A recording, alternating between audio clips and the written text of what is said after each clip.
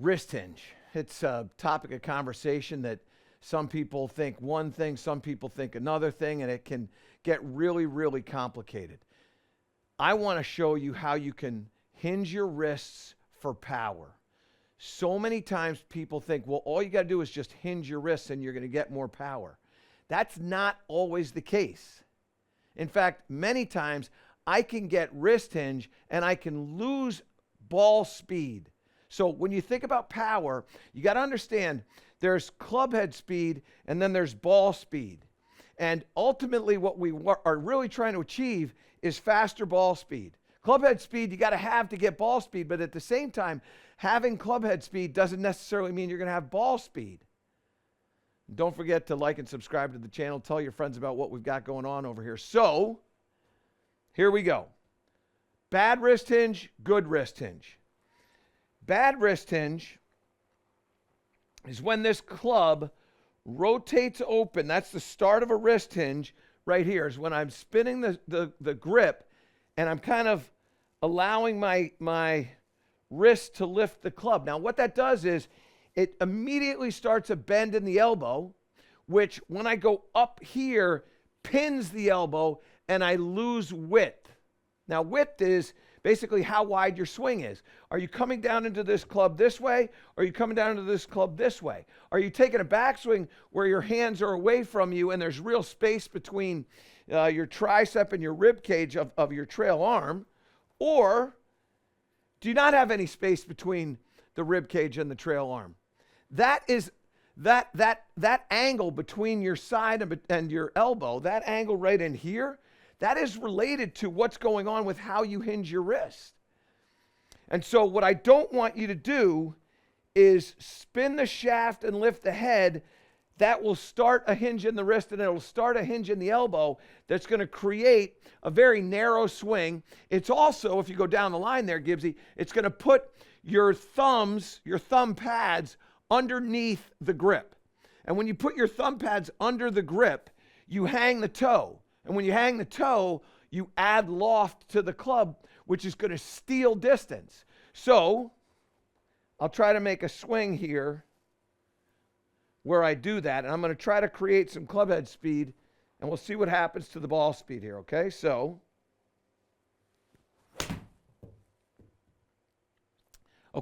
let's come up to the front here. Now, these numbers are going to explain a couple of things to you, but the first place you go to is, well, what was the club head speed? Club head speed there is 82 miles an hour. That's pretty good. You're going to see in a second what 82 miles an hour should create. This is a 6-iron, by the way. So I got 111 miles an hour of ball speed on 82 miles an hour of club head speed. That's not great. And ultimately, my 6-iron went 157 yards. It flew 156 yards. But here's the telltale of all this stuff. A 22-degree launch angle, which is a lot more than I want out of my 6-iron. I'm trying to get my 6-iron between sort of 17, like right in that 17 to 19 range, okay? So that means I hit this with a lot of loft. This side spin of 1,300 RPMs to the right means I delivered this with a lot of loft. And the spin rate at 6,600 for my 6-iron means I've delivered this with a lot of loft. Because what I expect out of my 6-iron is about 52 to 5,400 in the spin rate. So when I see that spin rate, I see that launch angle, and I see that curve. Show that curve there, Gibbsy, if you would. All of a sudden I go, all right, I am delivering that club face really wide open. All right? Now, a lot of people go, well, no, you're over the top. You're not over the top. I'm telling you right now, you're not over the top. Your club face is open because you rolled that shaft early. You set your wrists to where the thumb pads are underneath the grip. And the toe hangs, and the face is open, and the ball scoots to the push side, and it doesn't go anywhere. Now, here's what I want you to do with your wrist hinge. I want you to feel, when you take this club back, that you're kind of almost hinging the club back to your shoulder like this. So if you stood straight, maybe you're facing into a camera, maybe you're facing into a mirror. But what I want you to do is I want you to hinge your wrist this way. So the club doesn't add loft, but you create that angle right there in your wrist. So you just hinge it this way. So when you're coming back, the club goes back and you hinge it this way and go here. And now what you're going to see is your thumb pads are on the side of the grip, and the club face is now pointing up to the sky. So what I'm going to do here now is I'm going to do that same thing. I'm going to try to swing at 82 miles an hour of club head speed and see if we can get this to go a little faster than 111 miles an hour ball speed.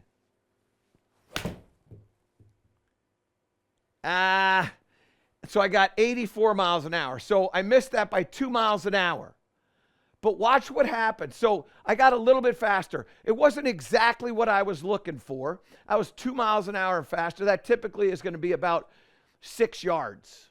You basically are going to go about 3 yards for every couple miles an hour. That's what you're going to do, okay? So 84 miles an hour of club head speed. All of a sudden, ball speed jumps up to 116. But look at what happened with my distance. My distance is now 174 for 180.5. Call it 181. So I was 156, 157, right in that neighborhood. And now I'm at 180. It's 20 plus yards on 2 miles an hour of club head speed that I honestly was more than I was trying to get. That's pretty good. Okay, I was trying to get it to 82. I got it to 84. Not bad. But ball speed went up, distance went up. Now watch what happens with all the other things that we talked about. So remember I said to you about 1,300 RPMs of right spin?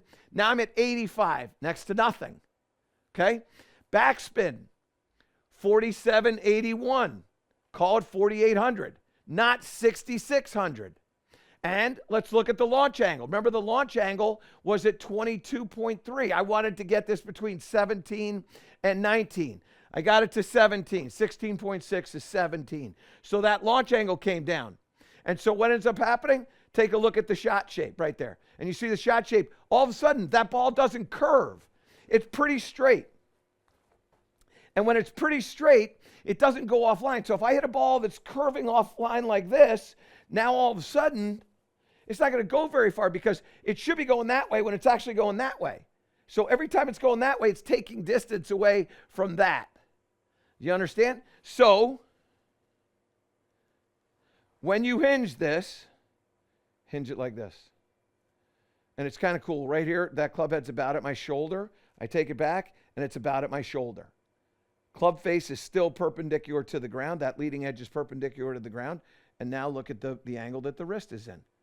Now, I don't know what that angle is per se, but on the PGA Tour, the average is about 54 degrees, which is way more than you're getting and way more than you get when your thumb pads are underneath the grip. When I get my thumb pads to the side of the grip, now all of a sudden the club face is in the position that I want, and I deliver a square club face, maybe even close, might even draw. But what it's going to do is it's going to create more club head speed. It's going to create, more ball speed, and I'll get more ball speed with a very similar club head speed, which is exactly what I got there. Let's do this again.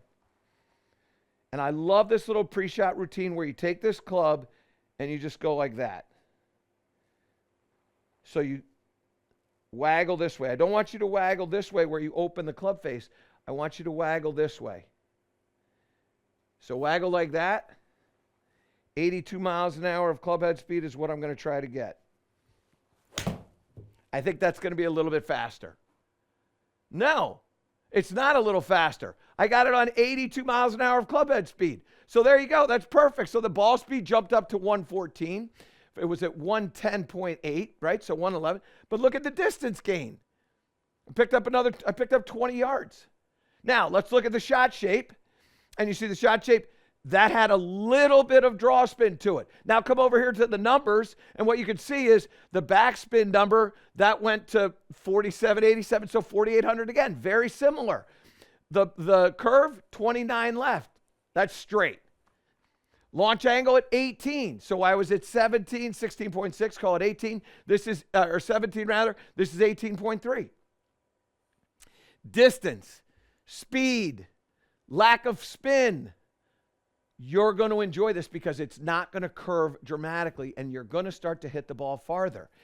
What you're trying to do is you're trying to create power to create speed. And that speed is, yeah, I want the club head to go faster, but what I really want is the ball to go faster. When the ball goes faster, now all of a sudden distance shows up. And so what I showed you here is I've got some club head speeds that are very, very similar, but I've got some distances that are very different.